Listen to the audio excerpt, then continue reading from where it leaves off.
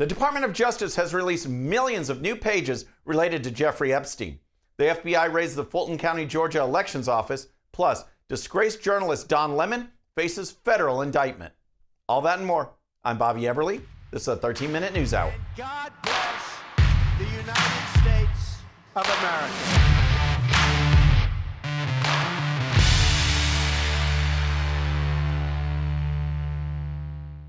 Good evening, friends, and welcome to the 13-minute news hour. If you're new to the show, thank you so much for tuning in. We're going to start with the massive release of some 3 million pages from the Department of Justice pertaining to the Jeffrey Epstein investigation. And by the way, there's another 3 million pages that still have not been released. Now, over the weekend, legacy media outlets and podcasters and concerned citizens have been pouring through the information and finding shocking results. New details emerge from the millions of newly released Justice Department records on convicted sex offender Jeffrey Epstein. They include Epstein's messages with powerful men. In these messages from 2013, the convicted sex offender connecting New York Giants co-owner Steve Tisch with various women. And amongst the thousands of photos, these never-before-seen images of former Prince Andrew, who was stripped of his royal titles last year over his relationship with Epstein. Now seen here, crouched over a young woman, her face redacted, the date and context of the interaction unclear. It's simply disgusting what these millions of pages reveal. There is so much information, and when it comes to finding justice for these young, abused women and girls, no stone should be left unturned. Justice must be served. Here's more.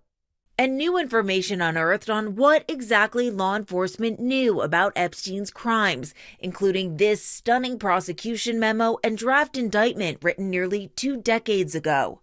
Across 45 pages, prosecutors in Florida detailing disturbing evidence they gathered against the financier, calling him, quote, a continued danger to the community based upon his continued enticement of underage girls. But that 60-count indictment never filed. Instead, Epstein landing a now infamous deal allowing him to plead guilty to lesser state prostitution charges, for which he served just 13 months in a Florida jail. It's stunning what Epstein was able to get away with and how many people involved in his sex trafficking network have not faced prosecution. And that's what really matters. Who will be going to jail? Who will actually be punished for these terrible crimes?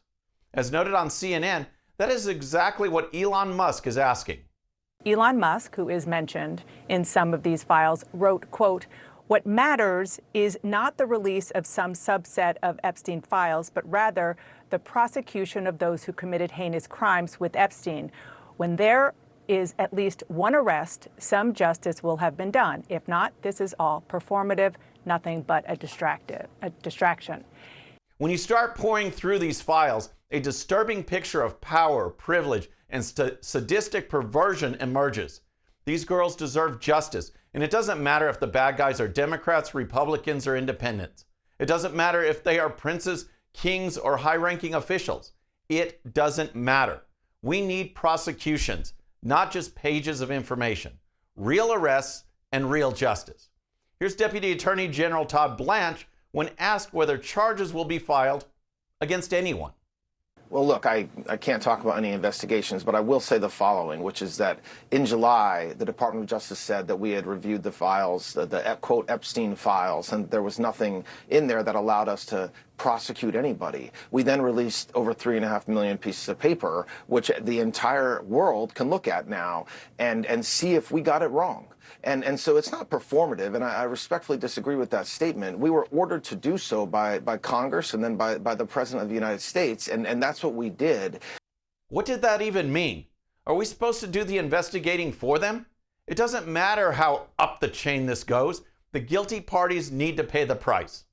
Next, let's talk about the Georgia election raid. But first, if you're new to the show or haven't subscribed yet, regardless of platform, just search out my name. Hit that subscribe button, make sure notifications are turned on. That way you can follow the show and help us grow. Okay, next let's talk about the other major news that went down as we entered the weekend.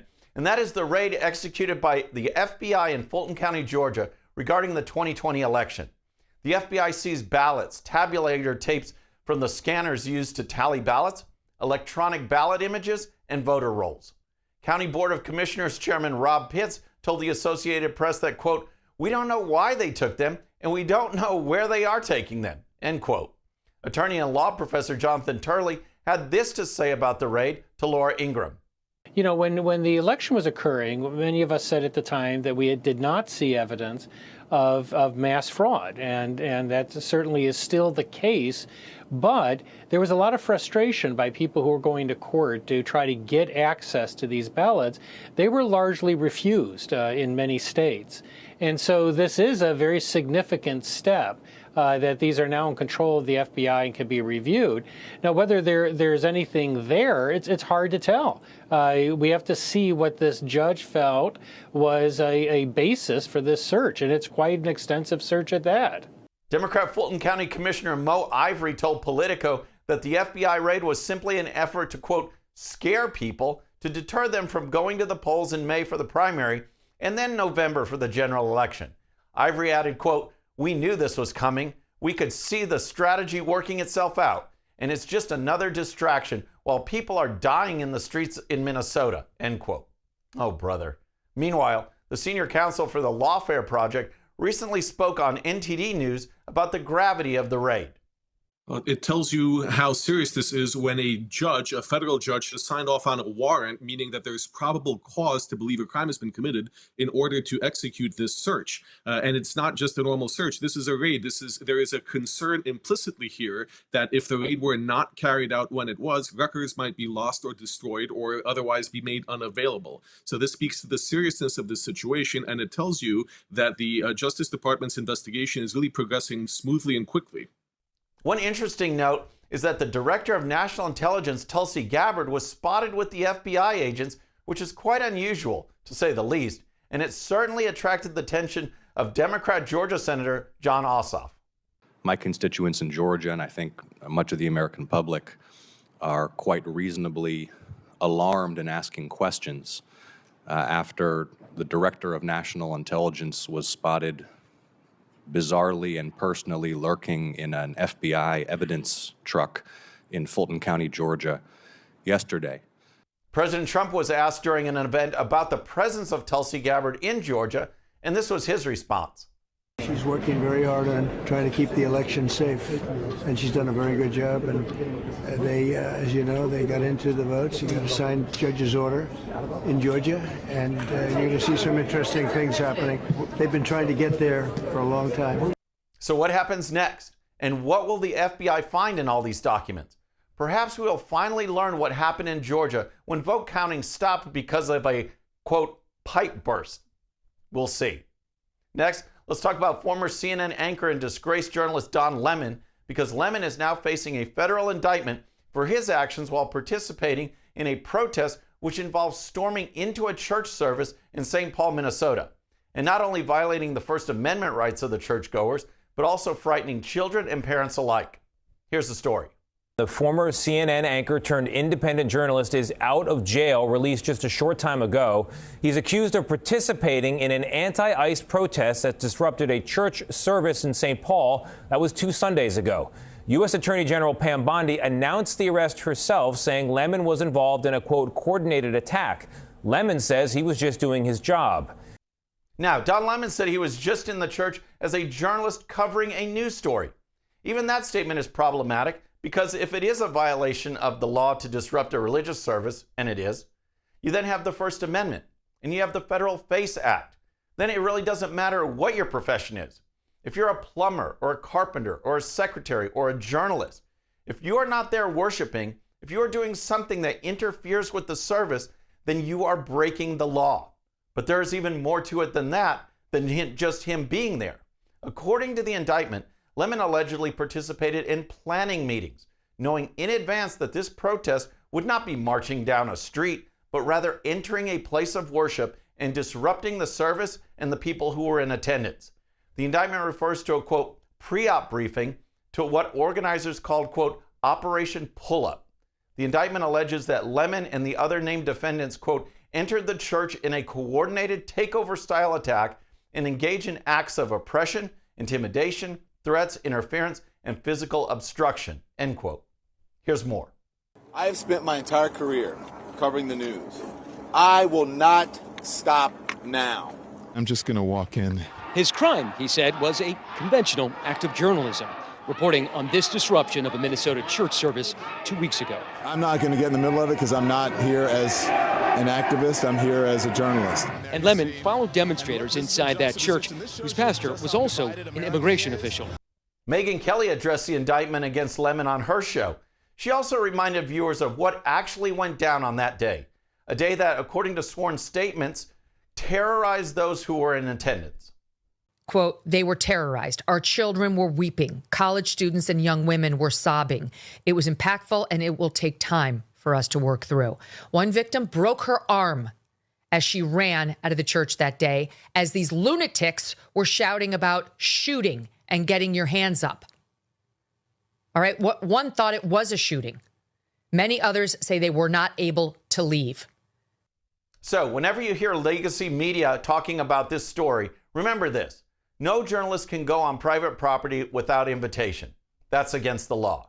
In addition, through the Constitution and other federal laws like the FACE Act, a person cannot intimidate or disrupt a person's ability to participate in a religious service. Just watch the videos of the protest. Not outside of the church, but storming inside and taking it over. All of those protesters broke the law and all deserve to be in jail. And next, here's some rapid-fire headlines from around the country. First, let's take a look at Zohran Mamdani's New York. Mamdani has been in office for about a month, and already, according to one report, bus and subway fares are up while service has become slower, and 13 homeless people have frozen to death. Meanwhile, the trash just keeps piling up.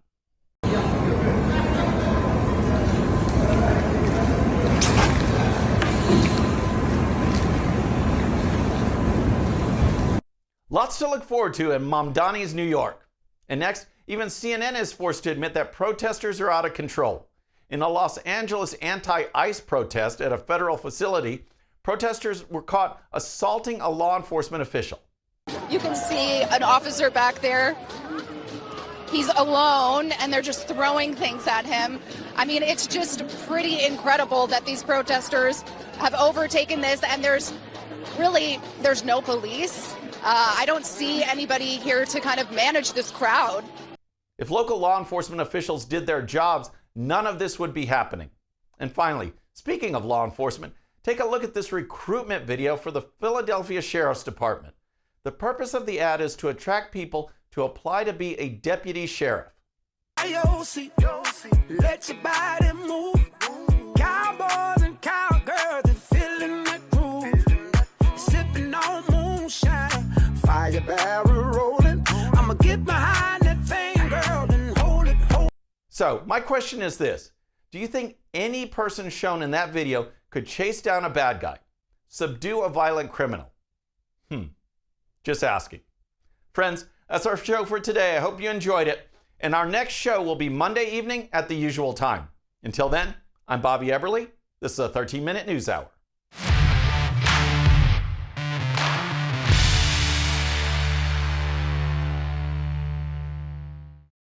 All right, friends, thanks again for tuning in. I really appreciate it. And before you go, please hit that subscribe button above. Once you do, tell your friends, share it, spread the word about the 13-minute news hour so we can keep growing. And for more great content, check out these videos right here, and I'll see you next time.